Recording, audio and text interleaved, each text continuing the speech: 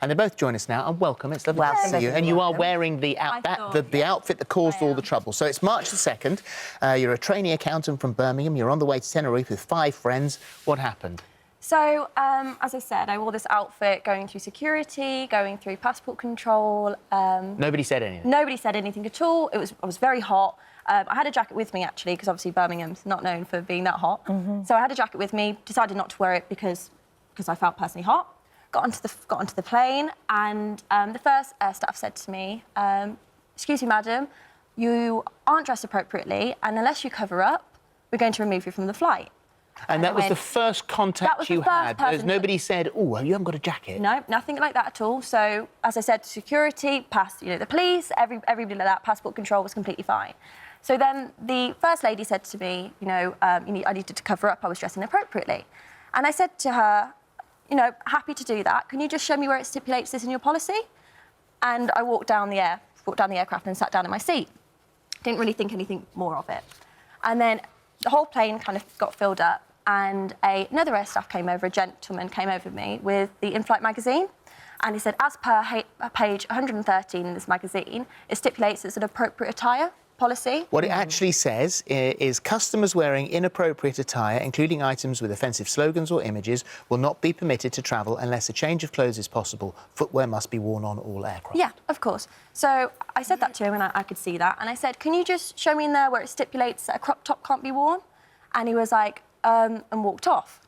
I was thinking, there wouldn't be anything like this before. And by this point, sort of passengers are sitting down, you're in the middle of the plane, so lots of people are listening, and this is getting quite embarrassing now. So it was, people around me were kind of looking over, but it wasn't that bad. I just thought, maybe they're just trying to enforce a policy, they haven't really got it right. I didn't really think anything of it. And then they decided to bring the flight manager on board. So the flight manager was brought on board, plus the 5 staff who came down the aisle to me, and I was as I said, in the middle of the plane, and the flight manager said to me, right, we've told you now to cover yourself up, where is your baggage, we're going to take you off the flight.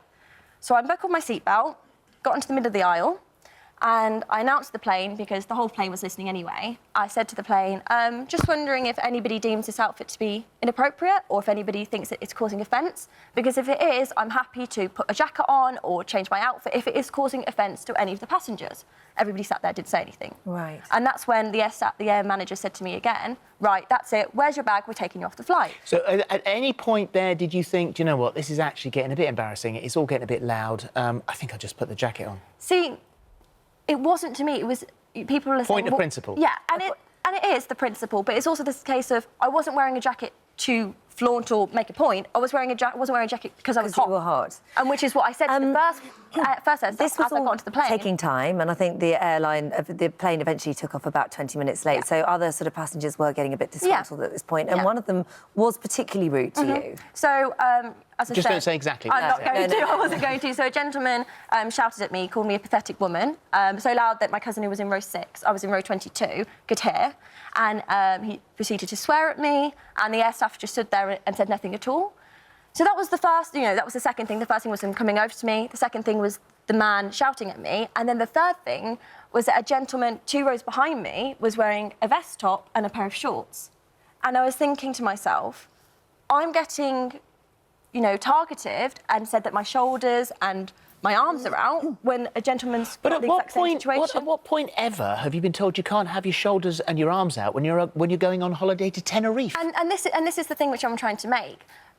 For me, as a young woman or a man, any gender, any sex, you should be able to show your body in whatever way you deem appropriate. OK, Some people are going to get offended by it, Of course, I understand that. But there will be people who are offended by any outfit choice that you possibly decide to make. Because it's a matter of opinion. So are you saying that you can sit naked on a plane?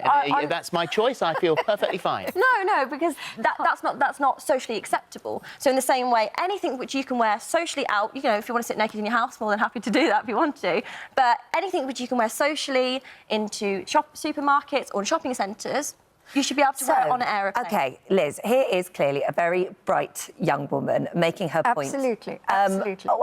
You're saying, though, however, that she's wrong. The point she makes is wrong. Just get a few facts straight. That is not a crop top. That is a bra. That is very much in fashion at the moment. It may if you be, look down the but high it's a street, bra. in all sorts of shops, it Yes, is across the... and they have rules as well. And you can't go into, you shouldn't go in your pyjamas, people do. I don't want to criticise you, Emily, but, you know, we live in a world today where we get all these sexy selfies.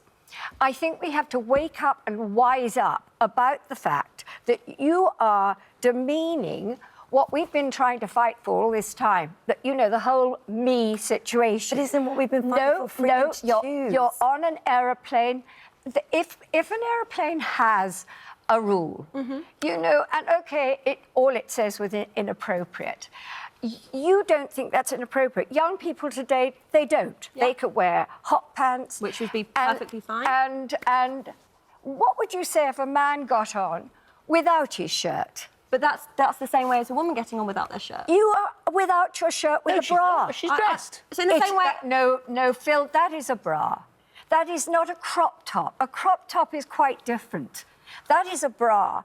And, you know, I wouldn't object to it. But if they have a rule, Liz, don't you think, Phil, that 20 minutes was wasted?